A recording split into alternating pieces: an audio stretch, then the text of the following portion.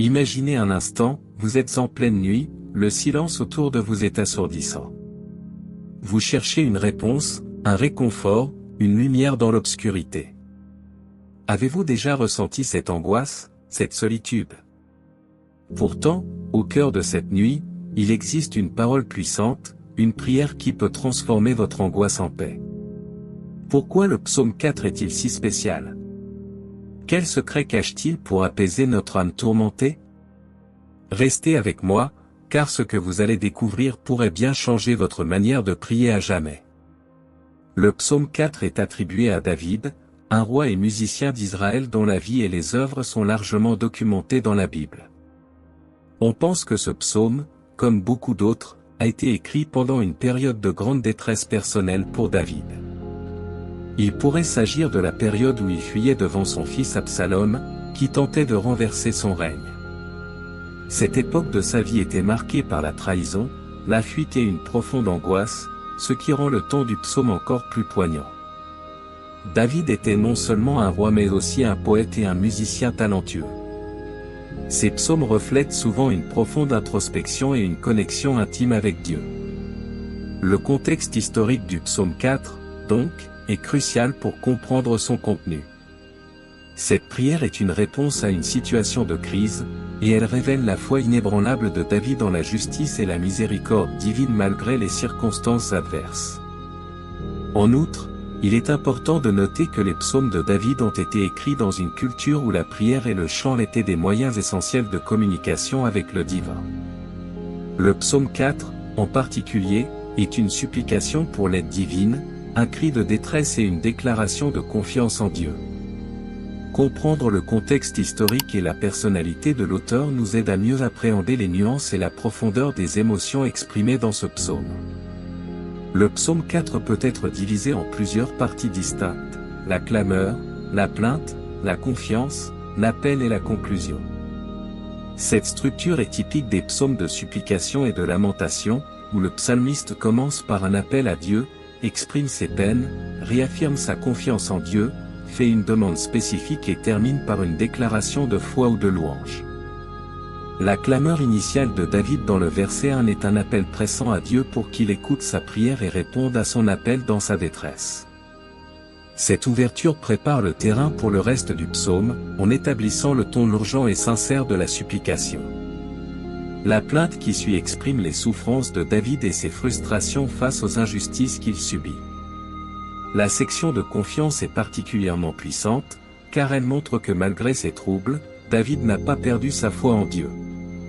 Il rappelle que Dieu a déjà agi en sa faveur dans le passé et qu'il peut le faire encore.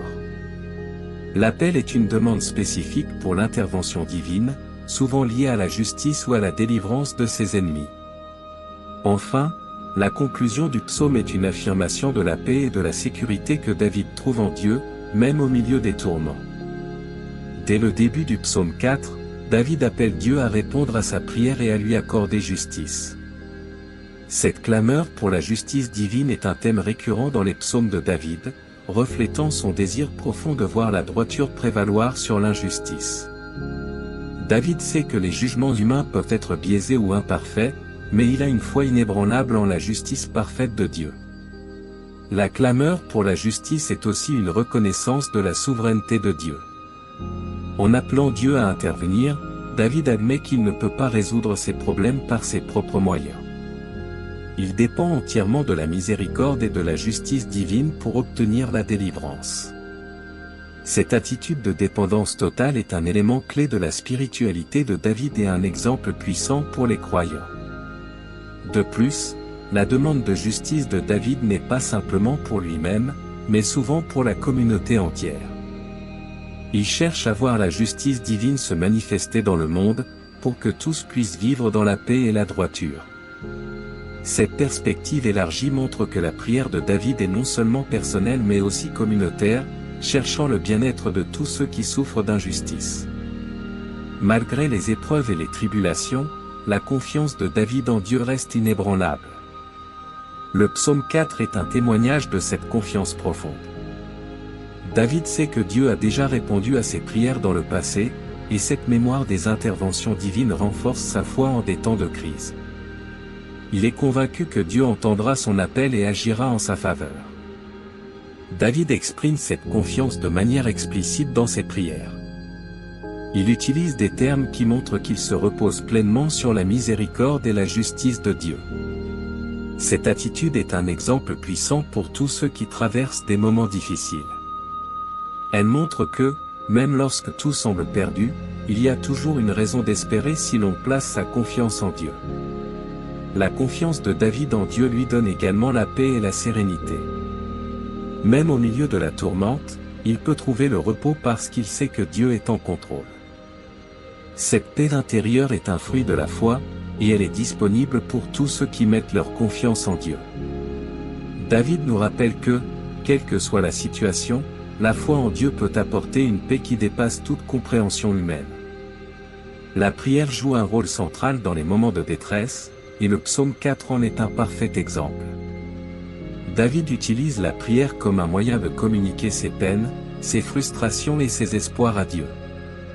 C'est par la prière qu'il trouve un exutoire pour ses émotions et un refuge pour son âme tourmentée.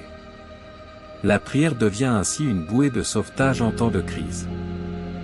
David nous montre que la prière n'est pas seulement un monologue, mais un dialogue avec Dieu. Il attend une réponse divine et a foi en l'intervention de Dieu.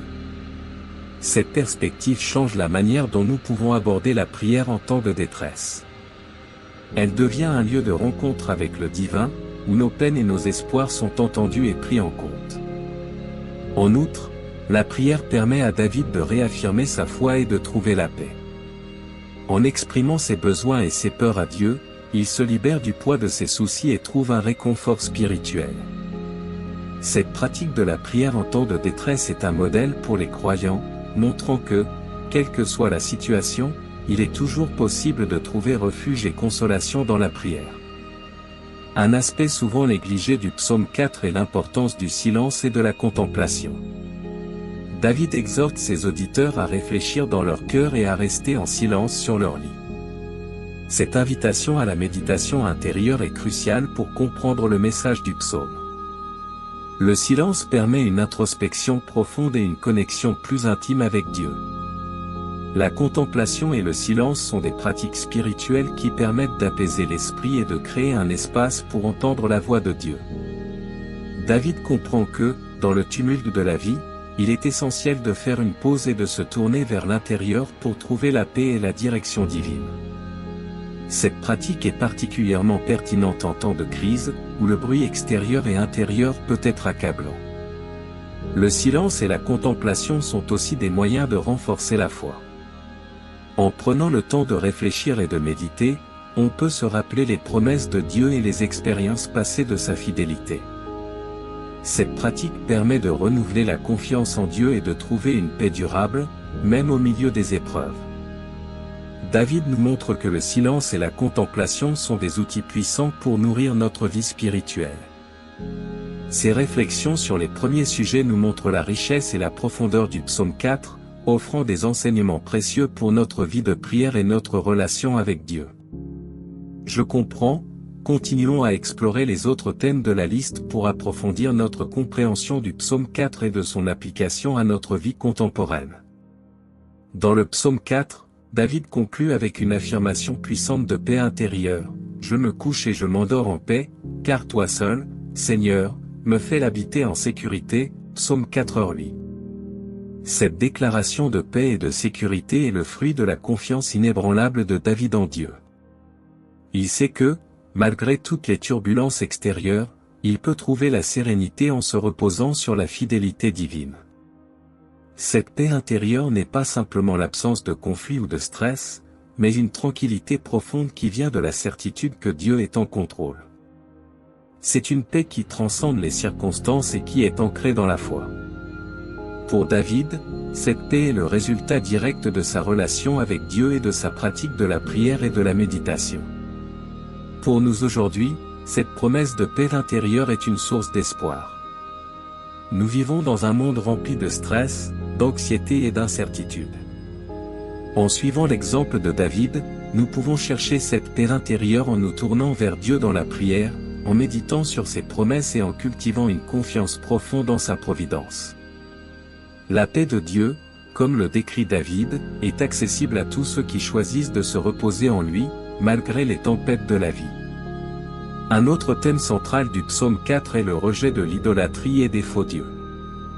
David exhorte ses auditeurs à se détourner des vanités et des mensonges, et à placer leur confiance dans le Dieu véritable. Cette mise en garde contre l'idolâtrie est pertinente non seulement pour l'époque de David, mais aussi pour nous aujourd'hui.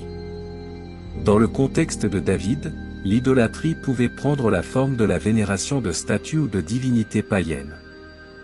Aujourd'hui, l'idolâtrie peut se manifester de diverses manières, la quête incessante de richesse, de pouvoir, de succès ou même l'adoration des célébrités et des technologies. Tout ce qui prend la place de Dieu dans notre cœur peut devenir une idole. David nous rappelle que ces faux dieux ne peuvent jamais satisfaire nos besoins les plus profonds. Seul le Dieu véritable peut apporter la paix, la sécurité et la joie durable. En rejetant les idoles et en plaçant notre confiance en Dieu, nous pouvons éviter les pièges de la vanité et trouver une véritable satisfaction spirituelle. Pour appliquer cette leçon à notre vie contemporaine, nous devons être vigilants et examiner régulièrement où nous plaçons notre confiance et notre adoration. En nous détournant des faux dieux de notre temps et en nous recentrant sur Dieu, nous pouvons vivre une vie plus authentique et spirituellement épanouie. David nous montre que la prière est bien plus qu'une simple récitation de paroles, c'est un dialogue sincère et ouvert avec Dieu. Dans le psaume 4, il exprime ses émotions, ses frustrations, ses peurs et ses espoirs avec une honnêteté désarmante. Cette approche de la prière comme dialogue est essentielle pour une relation authentique avec Dieu. La prière, telle que la pratique David, est un échange bidirectionnel. Il parle à Dieu, mais il s'attend aussi à une réponse. Cette attente active transforme la prière en une conversation vivante et dynamique. Pour David, la prière est un moyen de communier avec Dieu, de chercher sa direction et de trouver du réconfort dans sa présence. Pour nous, comprendre la prière comme un dialogue peut transformer notre vie spirituelle. Au lieu de voir la prière comme une obligation ou une formalité, nous pouvons l'aborder comme une opportunité de parler ouvertement à Dieu et d'écouter sa voix. Cette perspective rend la prière plus personnelle et plus significative, en renforçant notre connexion avec le divin. Il est crucial de se rappeler que ce dialogue avec Dieu ne nécessite pas de mots sophistiqués ou de formules spécifiques. Dieu écoute notre cœur et notre sincérité. En suivant l'exemple de David, nous pouvons apprendre à prier avec authenticité, à exprimer nos véritables sentiments et à attendre avec foi l'intervention divine. La quête de justice et d'intégrité est un thème central dans le psaume 4. David appelle à la justice divine et exhorte ses auditeurs à vivre avec intégrité. Pour lui, la justice n'est pas seulement une question de rétribution divine, mais aussi une manière de vivre en accord avec les principes de droiture et de moralité. David reconnaît que la justice humaine est imparfaite et souvent biaisée. C'est pourquoi il se tourne vers Dieu, le juge suprême, pour obtenir une justice parfaite. Cette quête de justice est également une invitation à l'introspection et à l'amélioration personnelle. En appelant à la justice divine, David nous rappelle que nous devons aussi nous efforcer de vivre de manière juste et intègre. L'intégrité est une vertu essentielle pour David. Elle implique une cohérence entre nos paroles et nos actions, une honnêteté dans nos relations et un engagement à vivre selon les principes de droiture. Pour David, l'intégrité est non seulement une réponse à l'injustice qu'il subit, mais aussi une manière de refléter le caractère de Dieu dans sa propre vie. Aujourd'hui, ces thèmes de justice et d'intégrité sont tout aussi pertinents. Nous sommes appelés à vivre de manière juste et intègre dans nos interactions quotidiennes, à défendre la justice pour ceux qui en sont privés et à chercher à refléter le caractère de Dieu dans nos actions. En suivant l'exemple de David, nous pouvons œuvrer pour une société plus juste et vivre une vie alignée avec nos valeurs spirituelles. Un des aspects les plus inspirants du psaume 4 est la joie spirituelle que David trouve en Dieu. Malgré ses épreuves et ses tribulations, il exprime une joie qui dépasse les circonstances matérielles. Cette joie spirituelle est une source de force et de réconfort pour David, et elle peut l'être aussi pour nous. David contraste la joie qu'il trouve en Dieu avec les plaisirs éphémères du monde. Il reconnaît que les joies matérielles sont temporaires et souvent insatisfaisantes. En revanche, la joie spirituelle qu'il trouve en Dieu est durable et profondément satisfaisante. Cette perspective nous invite à réévaluer où nous cherchons notre bonheur et notre satisfaction. Pour David, la joie spirituelle est le fruit de sa relation avec Dieu. Elle découle de sa confiance en la bonté divine, de son expérience de la miséricorde de Dieu et de sa pratique régulière de la prière et de la méditation. Cette joie n'est pas dépendante des circonstances extérieures, mais est enracinée dans la fidélité de Dieu. En appliquant cette leçon à notre vie, nous pouvons chercher à cultiver cette même joie spirituelle. En renforçant notre relation avec Dieu, en méditant sur ses promesses et en plaçant notre confiance en lui, nous pouvons découvrir une joie qui transcende les hauts et les bas de la vie. Cette joie spirituelle est un cadeau précieux qui nous soutient et nous inspire, même dans les moments les plus difficiles.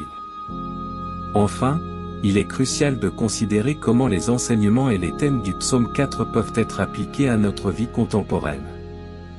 Les leçons de David sur la prière, la confiance, la justice, l'intégrité et la joie spirituelle sont intemporelles et peuvent enrichir notre vie quotidienne de nombreuses manières. 1. Prière régulière. En suivant l'exemple de David, nous pouvons établir une pratique régulière de prière. Que ce soit dans les moments de détresse ou de joie, la prière nous permet de rester connectés à Dieu et de trouver du réconfort et de la direction. 2. Confiance en Dieu. Face aux défis de la vie moderne, nous pouvons renforcer notre confiance en Dieu en nous rappelant ses interventions passées et ses promesses. Cette confiance nous donne la force de persévérer et de trouver la paix, même dans les moments difficiles. 3. Justice et intégrité. Nous sommes appelés à vivre avec justice et intégrité dans nos interactions quotidiennes. Que ce soit dans notre travail, nos relations ou nos engagements sociaux, nous pouvons œuvrer pour une société plus juste et refléter les valeurs divines dans nos actions. 4. Rejet de l'idolâtrie. Dans un monde où les distractions et les tentations sont nombreuses, nous devons être vigilants pour ne pas laisser les faux dieux prendre la place de Dieu dans notre cœur. En nous recentrant sur Dieu, nous pouvons éviter les pièges de la vanité et trouver une satisfaction durable. 5. Joie spirituelle. En cultivant notre relation avec Dieu, nous pouvons découvrir une joie spirituelle qui transcende les circonstances matérielles. Cette joie est une source de force et de réconfort qui nous soutient tout au long de notre vie. 6. Silence et contemplation, dans le tumulte de la vie. Alors que nous approchons de la fin de cette réflexion sur la prière inspirée par le psaume 4, prenons un moment pour contempler ensemble les questions qui peuvent transformer notre vie spirituelle. Avez-vous déjà ressenti cette paix profonde que le psalmiste décrit, cette tranquillité qui surpasse toute compréhension? Comment pouvons-nous, dans notre quotidien souvent tumultueux, atteindre cette sérénité divine? Imaginez-vous fermant les yeux, laissant les soucis et les angoisses s'évaporer, et ressentant la présence apaisante de Dieu. Quelle serait votre réaction si, à partir de maintenant, chaque prière que vous adressiez était empreinte de cette confiance absolue en sa protection et sa miséricorde? Ne serait-ce pas une transformation radicale de votre vie de prière? Et si nous nous demandions maintenant, comment la pratique régulière de cette prière peut-elle influencer nos relations avec les autres? Peut-être que, en cultivant cette paix intérieure, nous deviendrions des instruments de paix dans notre entourage. Pensée Y, pourriez-vous devenir un phare de sérénité et de compassion dans votre communauté? Je vous invite à réfléchir à ces questions et à les intégrer dans vos moments de méditation et de prière. Peut-être que, la prochaine fois que vous vous sentirez accablé, vous vous souviendrez de ce psaume et trouverez refuge dans les bras de notre Créateur. N'oubliez pas de partager vos expériences et vos réflexions dans les commentaires ci-dessous. Votre témoignage pourrait être la clé qui aidera un autre voyageur sur ce chemin de foi. Restez connectés, car dans notre prochaine vidéo, nous explorerons comment les paroles de Jésus peuvent transformer notre approche de la prière quotidienne. En attendant, que la paix et la grâce de Dieu vous accompagnent partout où vous allez. À très bientôt sur Chemin de la foi.